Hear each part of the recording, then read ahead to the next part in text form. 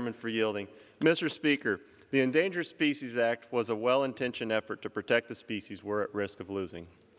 Unfortunately, the ESA has been hijacked by extreme environmentalists who have weaponized the law, especially in California. Central Valley families and farmers have seen the negative impacts of heavy-handed and misguided regulations that put fish ahead of our families and our farms. During dry years, the very limited amount of water available is consistently flushed out to the ocean to protect the delta smelt and other endangered species. While this precious resource was going out to the Pacific, thousands of acres of farmland were fallowed. This has a devastating consequence for the people I represent and the livelihoods that depend on agriculture. This is something that it's important for us to address and talk a little bit about, because when the water goes out to the ocean, obviously we're not taking any of that surface water, and it has an impact on our below ground water, our aquifers.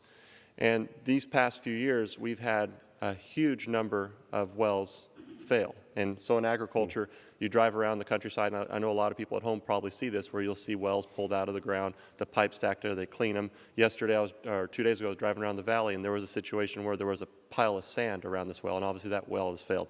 But what was really devastating was I had communities all across the valley, and just working with one nonprofit, there were at least 2,000 either homes or communities where they had actual tanks put in because the wells had failed and there was going to be no clean water for these people at home. And so they put in tanks and pumps, and they were trucking water to these people so they can have water in their faucets. And this was happening all across the valley. And so when we talk about the devastating impact it has on our communities, this was something that was at their faucets. And it was really frustrating these past few years when you talk to folks and they say, well, we can build projects, but we can't build water infrastructure projects. We've had projects that they've been working on for the last 30 years, and it was simple expansion of an existing well or an existing reservoir. We've got a reservoir like Sites Reservoir they've been talking about for 6 decades, and we still have never been able to break ground on that.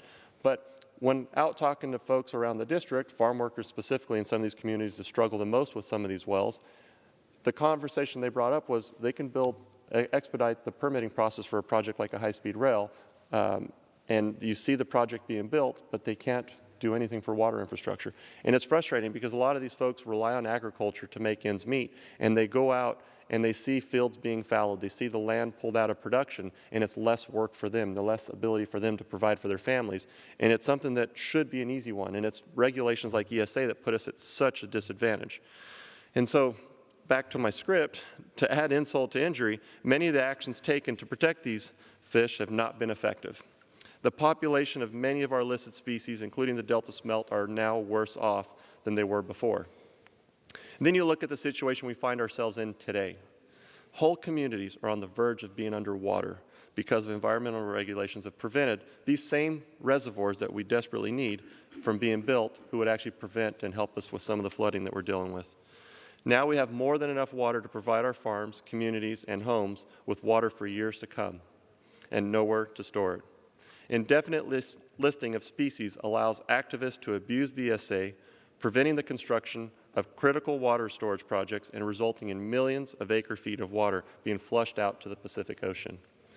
The needs of the Central Valley are consistently put last thanks to the abuse of environmental regulations like the ESA.